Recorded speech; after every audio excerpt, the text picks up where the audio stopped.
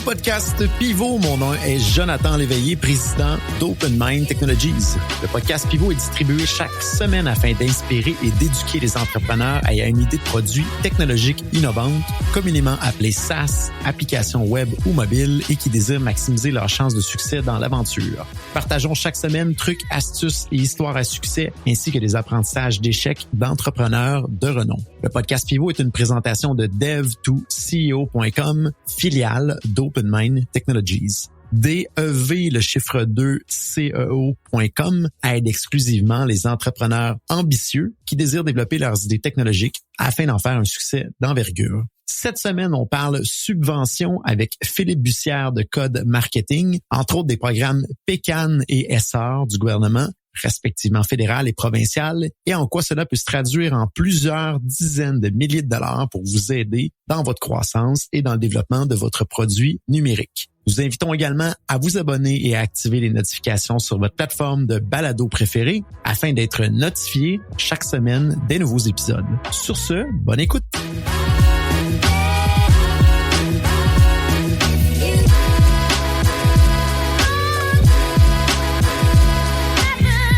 Philippe Bussière, merci beaucoup d'être avec nous aujourd'hui. Philippe, qui est le président fondateur de Code Marketing, une agence de médias 360 et de marketing numérique depuis plus de 11 ans et qui a entre autres enseigné ses premiers cours de maîtrise dès l'âge de 25 ans.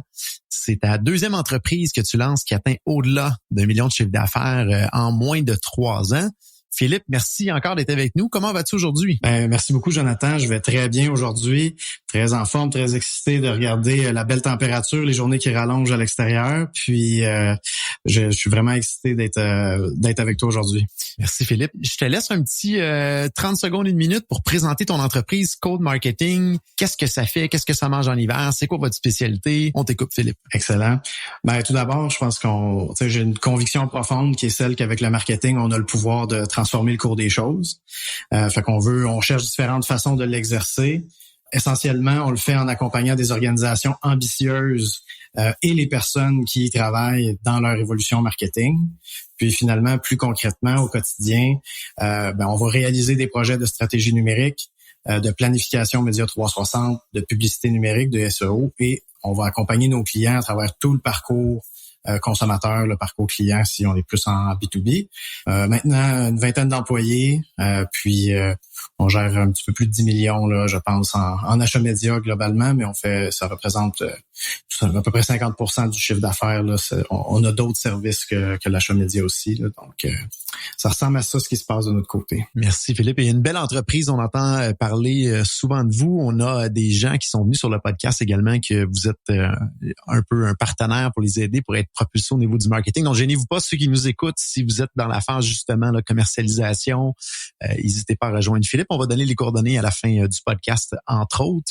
Mais je connais Philippe depuis longtemps et c'est une personne de cœur, une personne de parole. Donc, je vous le recommande, entre autres. On a eu la chance, Philippe, de faire une mission économique ensemble de l'autre côté de la clôture, du côté de l'oncle Sam aux États-Unis. Et en jasant ensemble, tu m'expliquais un petit peu les programmes, là, le PECAN et le programme ESSOR. Tu avais les deux mains directement dedans. Et là, j'ai dit, Philippe, faudrait que tu viennes parler un petit peu de ça avec nous sur le podcast. Je pense que c'est des programmes qui peuvent vraiment aider, entre autres, pour le développement d'idées technologiques. Et tu as accepté l'invitation. Donc, aujourd'hui, on parle du programme PECAN, PCAN, et le programme ESSOR, ESSOR. Je te pose la première question. Qu'est-ce qui fait que tu connais un petit peu ça, juste pour nous mettre là dans l'introduction, là? Bien sûr, évidemment, comme à peu près toutes les opportunités de subvention pour des entreprises comme la tienne ou la mienne qui offrent des services, ça arrive d'un client qui nous dit « Hey, il y a telle subvention, est-ce que vous êtes partenaire autorisé? » Donc, on a un client, Totem pour pas le nommer, qui nous parle de ça dans le mois de mars à peu près. C'est dans les tout débuts du programme. Évidemment, à ce moment-là, la réponse c'était non, nous ne sommes pas, on connaît rien de cette subvention-là. On est allé regarder en quoi ça consistait. On a regardé c'était quoi le processus aussi pour devenir fournisseur autorisé. Puis ça l'a bien cadré avec autant de nous vers où on allait, des besoins qu'on veut, des besoins stratégiques, tu sais, que Code voulait prendre ou Code voulait prendre davantage d'espace. Et finalement, on a été capable de devenir fournisseur autorisé pour ce programme-là. Et puis finalement, c'est comme une porte d'entrée aussi. Il y a beaucoup de programmes qui communiquent entre eux, qui ont des alternatives, des combinaisons possibles, des complémentarités. Donc de plus en plus, on s'est mis la main là-dedans, mais on est fournisseur autorisé depuis le mois de juillet. Donc c'est comme ça que ça a commencé, tout simplement. Fantastique. Et pour le bien de l'auditoire, première question par rapport à ces programmes-là, là. Qu'est-ce que le fameux programme ou la fameuse subvention PECAN? Qu'est-ce que ça veut dire? C'est quoi? En quoi ça peut être bénéfique, là? Tout à fait. Le PECAN, c'est pour le programme canadien d'adoption du numérique. S'il y a des gens plus anglophones qui nous écoutent, c'est le CDAP for Canadian Digital Adoption Program. Donc, l'acronyme est différent. C'est une subvention qui est donnée de 90% des honoraires jusqu'à concurrence de 15 000 $ pour la planification des efforts numériques ou des efforts de transformation numérique ou digitaux. J'aimerais ça vous expliquer brièvement. Ça couvre plusieurs secteurs. C'est une subvention qui est très, très, très large, qui peut toucher autant l'expérience client, les produits et services, la stratégie, les interactions, puis la sécurité avec les systèmes de données, la technologie comme telle, les opérations, donc on peut faire de l'automatisation des opérations, de la robotisation d'une usine, changer de logiciel, ça va très, très large, la cybersécurité, même l'organisation de l'entreprise au sens large. Fait que ça, c'est différents secteurs qui vont être couverts par le PECAN, puis qui sont toujours fondés sur les mêmes piliers de transformation, qui sont la modernisation numérique, soit la restructuration numérique ou l'aspect des finances, les ventes et le marketing, l'alignement structurel et réglementaire ou, encore une fois, l'infrastructure technologique. Fait que c'est très, très vaste. Puis personnellement, chez Code, on n'est pas des experts dans tout ça. Et c'est pour ça que le programme a lancé une campagne pour recruter des entreprises qui offriraient des services de planification, parce que ça va en prendre une multitude pour répondre aux différents besoins que les entreprises pourraient avoir. Donc, même si je suis ici aujourd'hui en tant que président de Code, le programme s'adresse à une clientèle puis des besoins beaucoup plus variés que ceux que Code peut offrir directement. Donc, c'est un 15 000 $ pour nous aider à planifier une transition numérique ou l'adoption de nouvelles technologies ou d'améliorer quelque chose qui est en lien avec la technologie, là, si je comprends bien. C'est bien ça. Là. Exactement. Pour donner quelques exemples là, que les gens pourraient comprendre rapidement, on pourrait planifier une refonte d'un site web ou la bonification d'un site web avec une fonctionnalité avancée de soumission en ligne qui permettrait d'économiser du temps à une équipe de vente ou de favoriser une meilleure estimation des projets ou juste un meilleur délai de réponse à des prospects. Ça pourrait être certains exemples. La centralisation des données puis la création de tableaux de bord avec un certain degré d'interactivité ou de base de données centralisées pourrait aussi faire partie de ça. On parle de marketing automation, de CRM, de ERP, etc. Sont tous des projets où la mise en place, l'évaluation ou la réévaluation pourrait être couverte par cette subvention-là. Donc, on s'entend pratiquement 100% des entreprises qui nous écoutent aujourd'hui. Il y a fort probablement à parier qu'il y a un projet d'actualité ou qui est dans le carnet de commandes là, à faire sortir rapidement qui peut être qualifiable par ça. Là. Tout à fait. Puis on pourrait même dire 100% des entreprises privées qui ont plus de 500 000 de chiffre d'affaires par année lors de une des 3 dernières années financières, parce que c'est ça les critères, dans le fond, qui ont été fixés par le gouvernement canadien pour ce programme-là, qui est donc 500 000 de chiffre d'affaires et plus, au moins une fois dans les 3 dernières années. Il y a un autre volet à la subvention du PECAN qui peut être où des entreprises de moins de 500 000 de chiffre d'affaires peuvent être admissibles, mais ils ont un processus différent. Puis je vais peut-être expliquer ces processus-là là, un petit peu plus loin. Vraiment intéressant. Donc, on vient de couvrir un petit peu qu'est-ce que le PECAN, un peu à qui s'adresse, qui est pratiquement toutes les entreprises, fort probablement au-delà de 500 000 et quelques-unes en bas de 500 000 de volume d'affaires. On parle du montant, c'est 15 000 $ qui est admissible à ce moment-là. Le programme est ouvert depuis le printemps 2022, si je ne m'abuse. Le programme est encore ouvert à l'heure actuelle qu'on enregistre ce podcast-là. Est-ce que tu es au courant, Philippe, s'il y a une date limite pour soumettre ou une date de fermeture de ce programme? Et je fais une parenthèse. On voulait le dire en début de podcast, on n'est pas des experts à 100% de ces programmes-là. On est plus du côté du client en tant que tel, en tout cas de moi, de mon côté. Donc, il y a des petits détails, des subtilités qu'on va vous inviter à aller vraiment vérifier avec les responsables du programme. Mais notre but aujourd'hui, c'est de vous transmettre un maximum d'informations à haut niveau là, pour être capable de comprendre c'est quoi, mais de bouger rapidement. Donc, je reviens avec ma question. Je m'excuse, Philippe, mais jusqu'à quand ce programme-là semble être en vigueur et est-ce qu'il y a une date limite pour soumettre son dossier?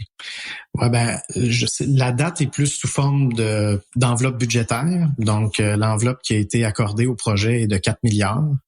Donc, à coût de subvention de 15 000 $ pour le volet 2 ou le volet numéro 1 qui est à coût de 2 400 $. Ça fait quand même plusieurs subventions. Avec les différents webinaires qu'on a avec les gens du programme, il nous a pas été, on n'a pas eu l'occasion de savoir si 50% de l'enveloppe était consommée, 25% ou 75%. On n'a pas eu cette information-là, ne nous a pas été partagée lors de ces rencontres-là.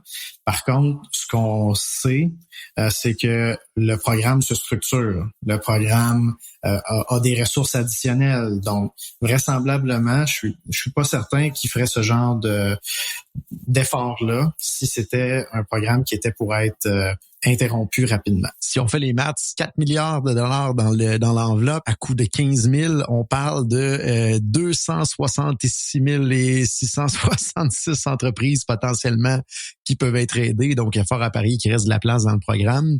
Mais à chaque fois qu'on dit ça, souvent, ça part vite. Donc, n'hésitez pas à tout de suite aller regarder. Donc, quelle serait la première étape pour les gens qui nous écoutent si on va aller chercher un petit peu plus d'informations ou avancer un peu dans le processus? Qu'est-ce que tu recommandes, Philippe? Absolument. Puis ça, c'est un des points particuliers du PCAN. Je pense qu'une des raisons pourquoi on est en train de s'en parler aujourd'hui, c'est que le Programme canadien d'adoption du numérique a mis en place une façon d'accéder ou de vérifier l'éligibilité pour les entreprises qui est différente des autres programmes existants.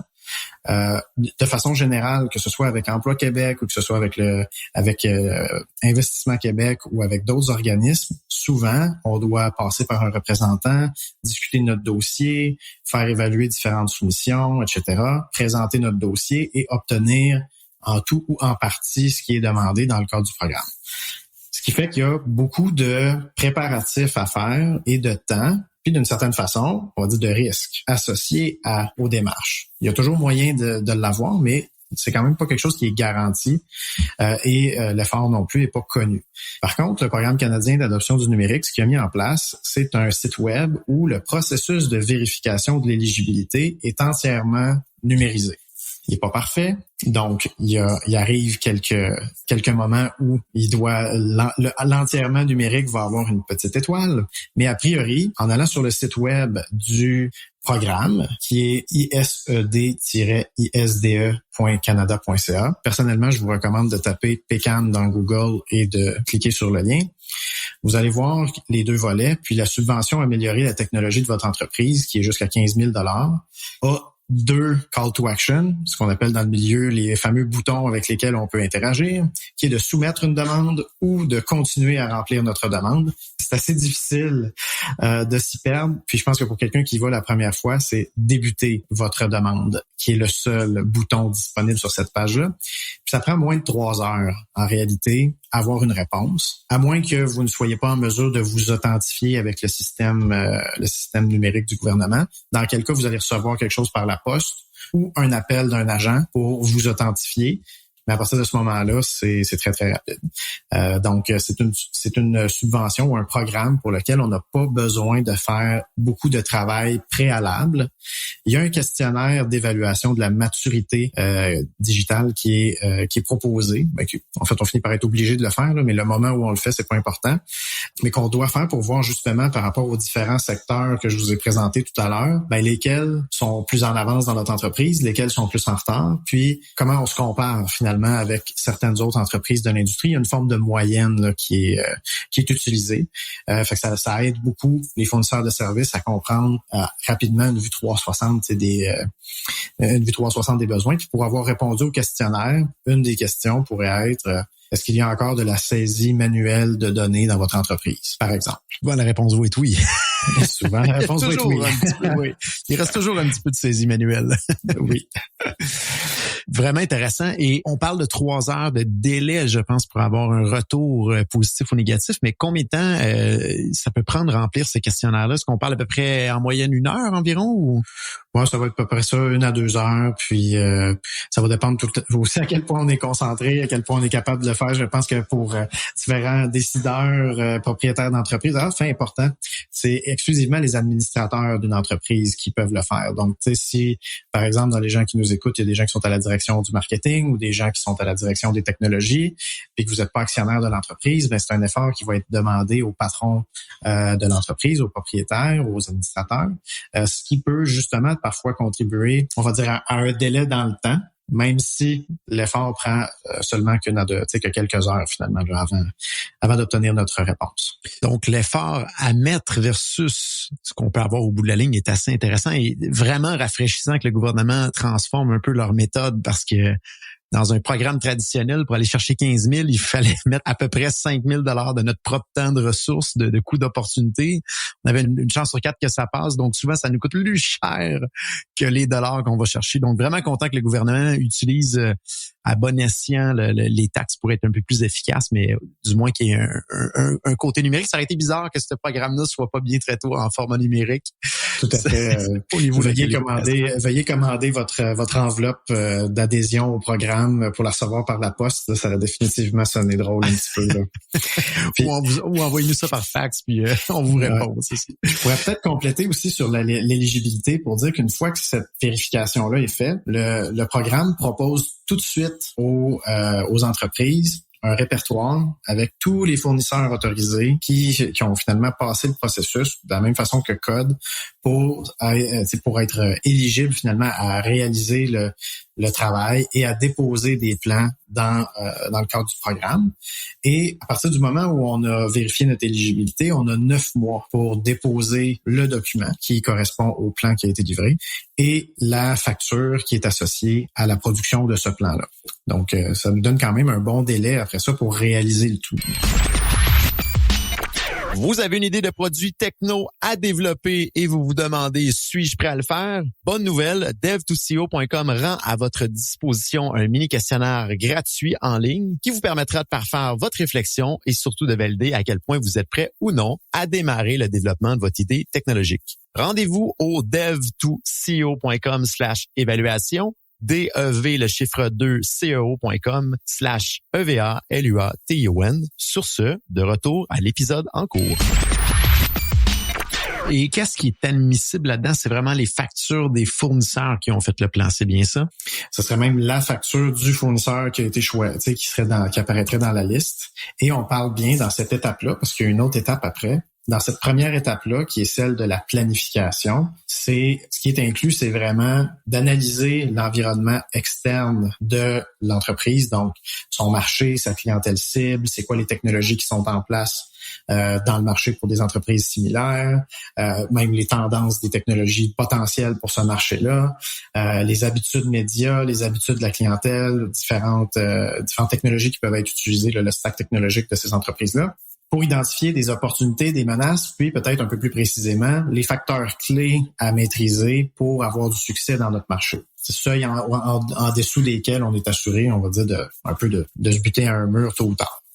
Une fois que l'analyse de cet environnement-là externe est faite, on va plus se concentrer sur l'interne de l'entreprise, les fameuses forces et faiblesses, pour identifier un avantage distinctif, un avantage concurrentiel qu'on va ensuite voir comment on peut le mettre plus en valeur, mieux s'en servir. Et Ça va nous permettre de comprendre comment se positionner. Donc, pour savoir savoir justement quelles sont les priorités technologiques pour ce client-là. Puis, on a la responsabilité de proposer un minimum de 3 solutions technologiques. Donc, on peut dire qu'on pourrait répondre à au moins 3 problématiques. Fait que si on en a identifié 6, 7, 8, 10, 12, on va essayer de les prioriser puis voir lesquels on est capable d'adresser à l'intérieur du programme. Évidemment, d'un client à l'autre, certains vont aussi vouloir aller plus loin puis tout de suite en faire analyser 4 ou 5, mais on va dire par défaut, c'est un minimum de 3 pour lesquels on doit dire, par exemple, quels sont les coûts estimés, quelles sont les différentes étapes, quels sont les changements organisationnels associés, quels sont les différents risques, quelles compétences on a besoin pour maintenir ça une fois que c'est en place. Donc, comparer différents fournisseurs ou différentes solutions. La seule chose, c'est que en tant que conseiller du programme, on ne peut pas recommander directement un fournisseur ou une solution. On doit se placer plutôt comme de façon très objective et neutre face à ces problématiques-là. Je veux dire, du moment que la solution répond à tous ces critères-là, vous pouvez aller de l'avant. Puis la recommandation comme telle de un fournisseur n'est pas incluse. Du moins, puis de la même façon, le client qui travaille avec un conseiller n'est pas tenu de travailler avec le conseiller par la suite pour l'implantation, et le conseiller a la responsabilité d'écrire le document de façon à ce que l'entreprise puisse s'en servir de façon autonome par la suite. Pour des clients qui ont une équipe à l'interne, par exemple, puis ils savent que cette équipe-là est en mesure de livrer le travail, mais qui aimeraient ça que cette équipe-là bénéficie d'un certain support ou d'une certaine orientation, c'est quand même le temps de faire une analyse en profondeur et d'en ressortir des étapes clés, des projets clés qui peuvent généralement aider à structurer 12 à 24 mois assez facilement. Donc, 15 000 disponibles en subvention pour les temps du fournisseur externe. Ça n'inclut pas, par contre, les temps qu'on peut avoir dans notre propre entreprise qu'on dédie à ce programme-là. C'est vraiment les factures des fournisseurs externes, du ou des fournisseurs externes qui viennent nous aider à faire ce plan-là. C'est bien ça. C'est bien ça. Puis ce serait du fournisseur, comme on travaille avec un fournisseur autorisé là, à ce moment-là. J'ai pas vu de cas, puis la question n'a pas été posée non plus encore. Là, est-ce que plusieurs entreprises autorisées pouvaient travailler ensemble? Ça, c'est pas quelque chose qui avait été précisé, là. Donc, pour l'instant, ce qu'on voit, c'est qu'on doit déposer une facture et un document qui sont associés au fournisseur qui a été sollicité par l'entreprise. Et le processus de remboursement, j'imagine, c'est en ligne. On dépose notre facture, c'est traité presque automatisé, j'imagine, et on reçoit un chèque rapidement, ou c'est là, j'espère qu'il n'y a pas des gens du gouvernement qui m'écoutent, mais souvent c'est long au gouvernement avant qu'on reçoit les dollars.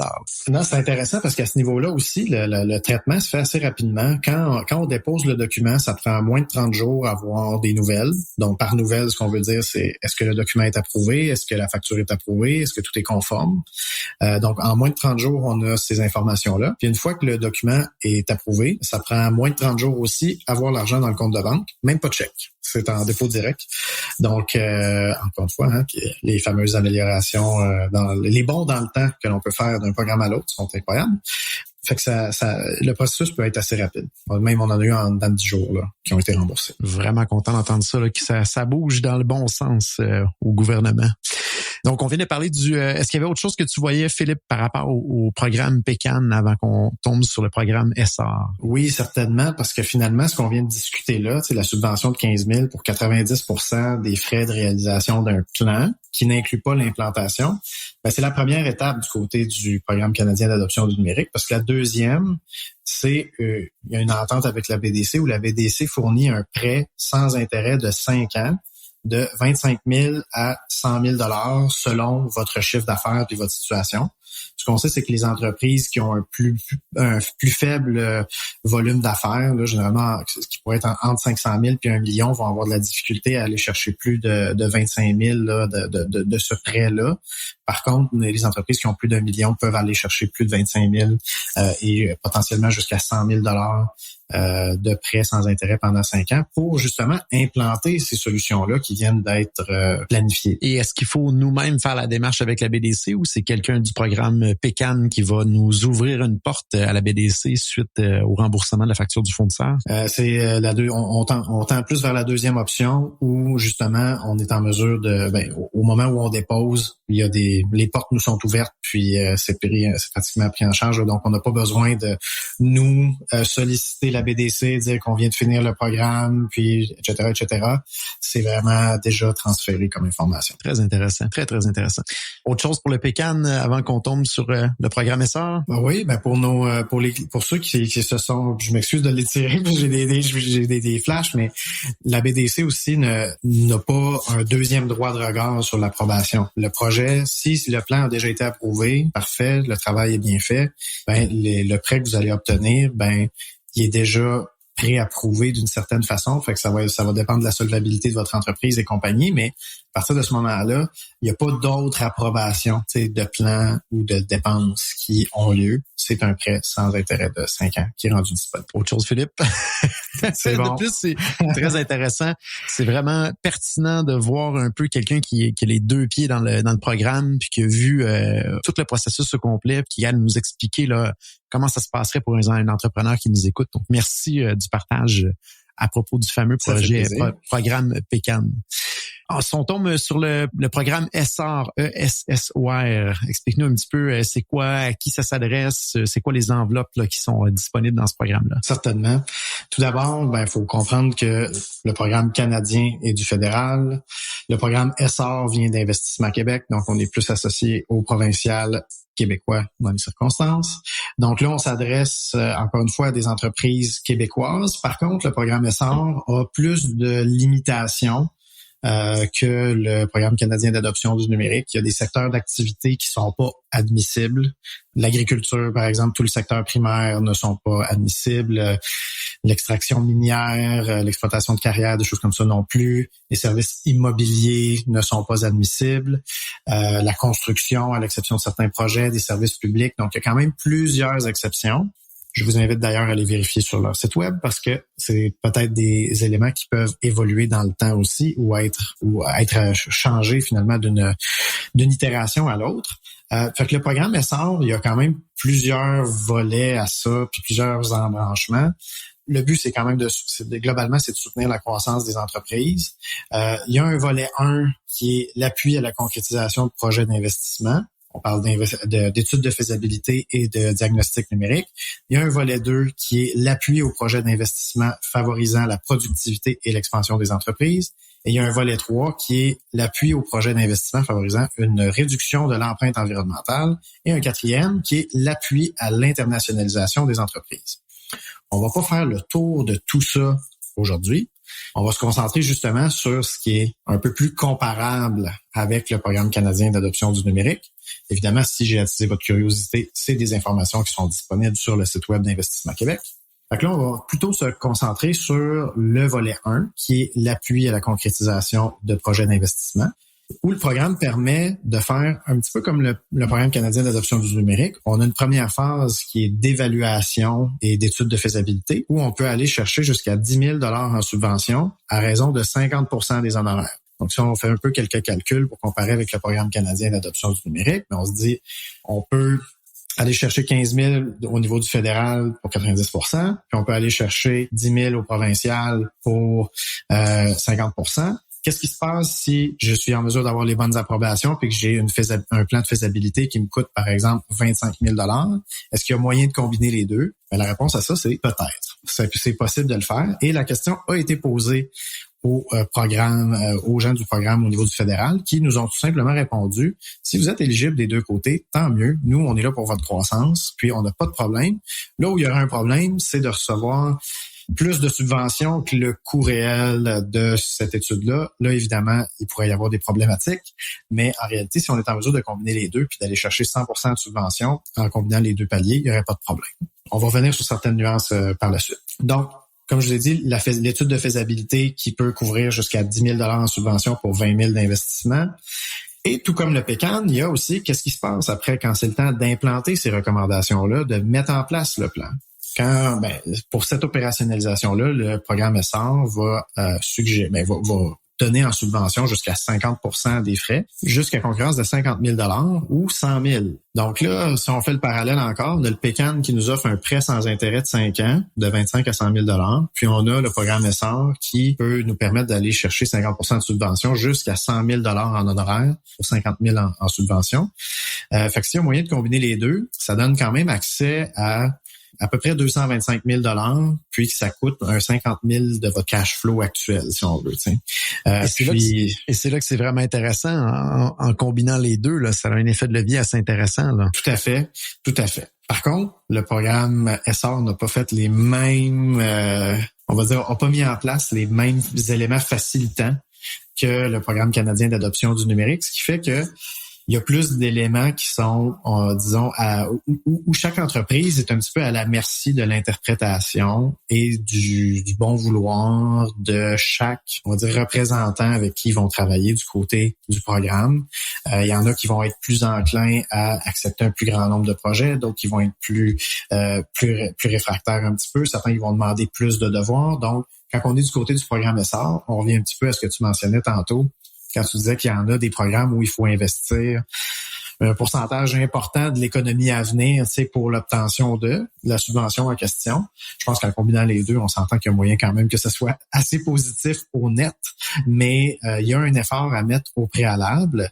Donc, il faut quand même avoir une certaine disponibilité dans l'organisation pour mettre ça en place, pour faire les évaluations préalables.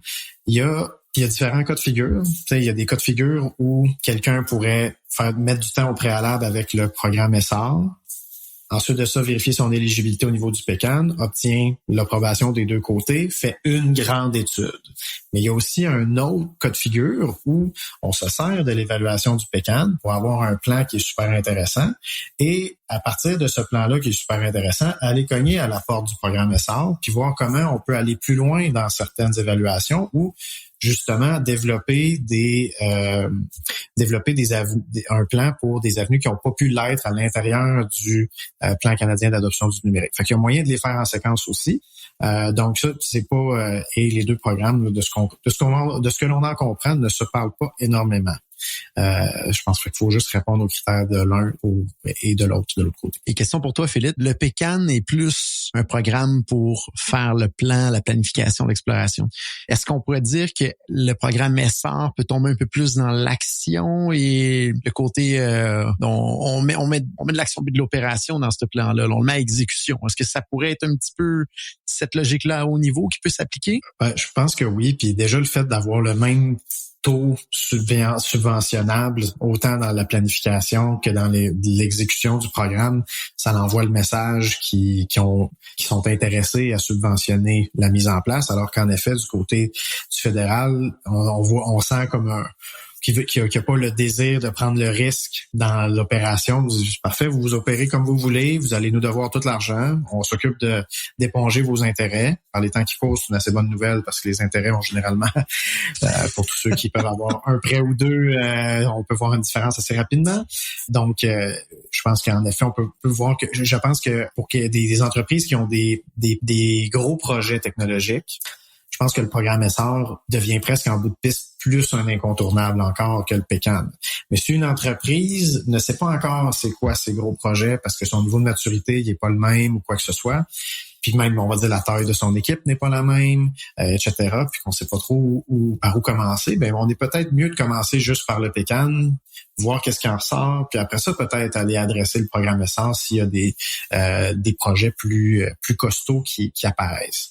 Mais oui, définitivement, je pense que le programme Essor va soutenir davantage pour l'implantation. Et est-ce que il y a des dates limites entourant le programme Essor, soit de déposer une candidature ou avais-tu ça se peut que tu n'aies pas les informations non plus, Philippe, mais si jamais tu en avais à ce niveau-là, je serais curieux pour l'auditoire. Ben oui, tout à fait. La dernière information que j'ai vue à ce titre, c'était en 2024. Je pense que le 31 mars 2024 était la date que j'ai vue là, de mémoire. Donc, si j'ai fait erreur, veuillez m'en pardonner, mais je crois avoir vu le 31 mars 2024 qui était la limite. Et vu la nature un peu plus... tu sais, je pense pas que là, on s'est pas fait parler ou communiquer qu'il y avait vraiment une enveloppe budgétaire plafond. Fait que je pense que il y a une meilleure barrière à l'entrée du côté du programme Essor, mais une fois qu'on est dedans, je pense qu'il y a moins la restriction des secteurs d'activité fait en sorte qui vont être plus enclins à aller de l'avant si tous les critères sont remplis, même s'il y a une enveloppe XYZ qui est atteinte ou dépassée. Première étape pour les gens qui nous écoutent, s'ils veulent explorer un petit peu plus loin le programme Essar, c'est d'aller voir en ligne. Mais après ça, si on veut aller appliquer sur le programme, est-ce que c'est encore en ligne ou on doit rejoindre un conseiller du gouvernement? Ou... On doit remplir un formulaire qui est disponible sur le site web. Je pourrais même remettre là, je pourrais remettre le tout là, avec plaisir.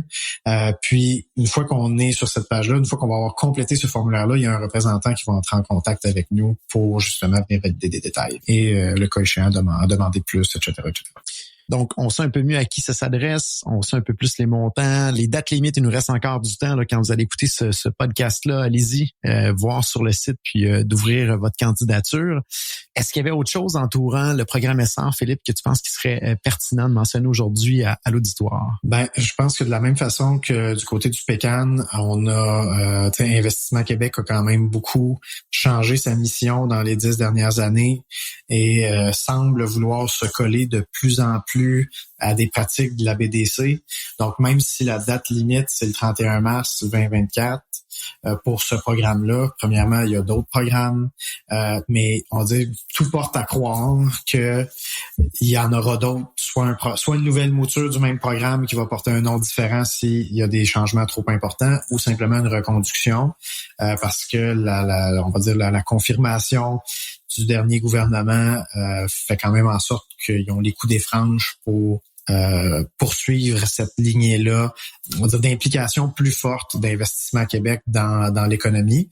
Donc, je dirais, même si on en a expliqué un aujourd'hui, je pense que ça peut être un bon levier à considérer. J'ai l'impression que, en fait, la BDC est considérée par beaucoup de gens qui nous écoutent comme bien installée dans l'esprit, comme un partenaire financier à considérer puis avec qui travailler à différentes étapes de notre entreprise quand on la démarre. Je pense que Investissement Québec veulent se tailler cette place-là aussi dans la tête des entrepreneurs et entrepreneureux. Donc, c'est pour ça que je vous invite à être à l'affût des nouvelles de ce côté-là d'Investissement Québec. Très bon point. Donc, les portes d'entrée pour les gens qui nous écoutent, ça serait les sites web respectifs du projet PECAN, du projet Essar, mais ça peut être aussi, on appelle notre conseiller à la BDC ou on appelle notre conseiller chez Investissement Québec. Ou si on n'a pas de contact là-bas, prenez le téléphone, appelez et regardez qui est la personne qui s'occupe des entreprises dans votre région pour être, de mon côté, accompagné par ces deux organismes-là dans les 15 dernières années à peu près qu'on est en contact avec eux. D'année en année, ils bougent de manière positive par rapport à la qualité de leur programme et également à la qualité des gens aussi qui sont dans les organisations. Fait qu'on voit vraiment là qu'ils ont une belle direction puis que ça vaut la peine que vous engagez des conversations avec eux parce qu'il y a toujours des programmes nouveaux à chaque année, les programmes bougent, mais on voit que le gouvernement s'est engagé pour aider les entreprises, entre autres avec le marketing et le numérique aussi. Donc, n'hésitez pas à leur donner un petit coup de fil si vous n'avez pas déjà de contact là-bas. Et si vous en avez, rappelez-les. Il faut leur parler régulièrement, ces gens-là. C'est des alliés pour nos entreprises. Tout à fait. Je me reconnais aussi dans ce que tu dis, avec moins d'années, évidemment, puis plus du côté de la BDC que du côté d'Investissement Québec pour ma part, mais je me reconnais dans ce que tu viens de décrire également. Fantastique. Autre chose par rapport au programme Essar avant qu'on termine pour aujourd'hui? Je me demande si on avait vérifié, on l'avait spécifié plus tôt, mais ça s'adresse bien aux entreprises privées de propriété canadienne qui ont plus de 500 000. Donc, autant du côté du PECAN, c'est des entreprises canadiennes, propriété canadienne, entreprises privées. Puis du côté du programme Essar, plus propriété québécoise avec, encore une fois, des entreprises privées à but lucratif. Donc, malheureusement, pour les OSBL, là, c'est pas des programmes là, qui ont été construits finalement pour répondre aux besoins des OSBL. Très bon point. Et il va probablement y avoir des gens qui vont nous écouter dans la francophonie en Europe. On a des beaux programmes ici au Québec, au Canada. Donc, venez nous visiter. Venez. On manque des fois de bon monde, de bonne main-d'œuvre. Donc, n'hésitez pas à venir faire un tour de l'autre côté de l'Atlantique. Voilà. Autre chose, Philippe, avant de terminer pour aujourd'hui? Non, moi, je pense que ça allait très bien pour les programmes. Tu sais, je pense qu'on peut inviter les entreprises à vérifier leur éligibilité. On peut les inviter aussi à se laisser porter par le processus parce que c'est une occasion qui est assez rare d'investir pour savoir. Souvent, on investit, on a tendance en tant qu'entrepreneur à à vouloir, on veut payer pour que quelque chose soit fait. C'est rare qu'on paye pour avoir un meilleur portrait, d'une meilleure connaissance qui va, elle, nous aider à prendre de meilleures décisions. Bon, là, je parle pour moi dans le domaine du marketing numérique. C'est peut-être vrai dans d'autres domaines, mais c'est particulièrement vrai de notre côté. Souvent, les gens ont déjà une liste bien précise de ce qu'ils veulent faire en fonction des priorités qu'ils ou elles voient en ce moment. Mais de prendre ce recul-là, avec cet appui-là du gouvernement, c'est souvent l'occasion, particulièrement dans l'incertitude actuelle, de prévoir les bons mouvements pour passer à travers ces périodes-là plus exigeantes, plus difficiles, avec plus de succès, puis peut-être tirer notre épingle du jeu pendant que certains joueurs vont malheureusement pas s'en au bout. Là. Très bien dit. Il faut enlever du brouillard un petit peu devant nous pour savoir où se diriger, particulièrement pendant une tempête, et c'est ce que ces programmes-là permettent de faire. Très bien dit, Philippe. Si on veut continuer la discussion, Philippe, s'il y a des gens qui ont des questions pour toi, parce qu'on se rappelle, là, Philippe et son entreprise Code Marketing sont accrédités pour ces programmes-là. Donc, si les gens ont des questions, le meilleur moyen de te rejoindre, est-ce que c'est par LinkedIn, par courriel, via votre site web? Ben, je recommanderais soit par courriel, philippe@codemarketing.ca, ou encore via LinkedIn, Philippe Bussière, Code Marketing, ça va être facile à trouver. Dans les deux cas, je vais vous répondre rapidement. Puis oui, tout à fait, je serai disponible pour répondre à vos questions si vous en avez. Puis ça me ferait plaisir de vous rencontrer puis de comprendre plus. C'est toujours le fun, en fait, de rencontrer un entrepreneur, une entrepreneur, puis discuter avec eux des enjeux qu'ils rencontrent. C'est toujours des échanges qui sont au minimum très enrichissants. Puis après ça, on ne sait pas qu'est-ce que ça peut donner sur le long terme. Tellement bien dit, Philippe. En terminant, est-ce que tu avais une petite promotion à placer pour ton entreprise, à la recherche de nouveaux joueurs à attirer dans ton organisation? C'est ton moment si tu voulais placer un petit quelque chose, Philippe. Ben, on est toujours en recrutement pour des conseillers en performance numérique senior. Donc, pour vous, la stratégie 360, la stratégie marketing, la planification média, que vous aimez parler à des entreprises d'affaires, puis après ça, utiliser le digital comme des moyens pour y arriver, ben c'est sûr qu'on a des ouvertures à rencontrer des gens expérimentés qui souhaitent parler des vraies affaires avec leurs clients, puis être à jour, puis avoir beaucoup de latitude aussi dans leur rôle. Je pense que on a un milieu super intéressant, puis on pourrait probablement faire un autre podcast sur la culture, le télétravail versus l'hybride, les choix que les organisations peuvent faire. Nous, on a opté pour un travail, un fonctionnement de base en télétravail où le bureau est toujours accessible pour qui le veut bien. Donc, on a établi un fonctionnement comme ça qui convient à notre équipe et qui pourrait convenir à certains d'entre vous qui nous écoutez. Donc, s'il y en a qui nous écoutent, qui connaît quelqu'un qui est un conseiller en marketing numérique, particulièrement en seniorité, n'hésitez pas à envoyer un petit courriel à Philippe ou le rejoindre par LinkedIn pour le référer. Philippe, un grand merci de ta générosité, de ton temps aujourd'hui, de nous partager toute ta connaissance et ton expérience sur ces deux beaux programmes-là que le gouvernement met à notre disposition. Ça sera un plaisir également de te relancer des invitations pour discuter. Tu es un bon conférencier de podcast, donc on aura le plaisir de te relancer d'autres invitations devant nous dans le futur. Donc voilà, Philippe, merci beaucoup. Merci beaucoup à toi, Jonathan. Pour tous ceux qui nous écoutent, je vous dis à bientôt. Voici de ce que je retiens de ma discussion avec Philippe cette semaine. Premièrement, le programme PECAN du gouvernement fédéral est un programme facilement accessible via une demande en ligne allant jusqu'à 15 000 $ et c'est surtout axé pour l'élaboration d'un plan et d'une exploration stratégique. De son côté, le programme ASSOR est généralement utilisé pour l'exécution d'une partie ou du plan dans son ensemble, allant jusqu'à 100 000 $ de subventions par volet. Il existe également un programme d'aide via la BDC pour un prêt allant jusqu'à 100 000 $ sans intérêt pendant 5 ans pour l'exécution du plan. Voilà, merci à tous d'avoir été des nôtres cette semaine. Si cet épisode de podcast vous a plu, aidez-nous en le partageant sur les médias sociaux et aidez-nous également en vous abonnant pour recevoir les alertes des nouveaux épisodes sur votre plateforme de balado préférée. N'hésitez pas à nous soumettre vos idées de sujets et d'invités. Je vous invite à continuer la discussion sur LinkedIn. Mon nom est Jonathan Léveillé, président d'Open Mind Technologies. À la semaine prochaine.